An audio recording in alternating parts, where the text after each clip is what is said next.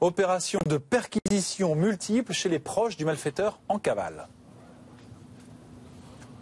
Absolument, elles ont commencé vers 6 heures ce matin, ces perquisitions menées en tout par près d'une cinquantaine de fonctionnaires de police qui travaillaient pour un juge parisien aujourd'hui. Ils sont allés perquisitionner chez le frère de Redouane Faïd, Brahim, celui qui était avec lui au parloir lors de son évasion le 1er juillet dernier. Ensuite, il y a eu une perquisition chez un de ses grands frères, Larbi, qui s'est menée aussi ce matin. Ils étaient une vingtaine de policiers chez Larbi Faïd pour mener cette perquisition. Ils ont posé des questions comme celle-ci. Es-tu en contact avec Redouane Faïd? Et vraisemblablement, ils sont partis ensuite de ces différents lieux qu'ils ont perquisitionnés. Ce qu'ils avaient ciblé aujourd'hui, ce n'était pas Redouane Faïd ni même son frère Rachid, qui sont tous les deux sous le coup d'un mandat d'arrêt, mais plutôt l'opération devait servir à trouver des renseignements pour permettre aux policiers de retrouver Redouane Faïd et surtout de montrer à Redouane Faïd que ces mêmes policiers sont toujours sur sa trace, lui mettre un peu la pression finalement depuis lui qui est évadé depuis 66 jours.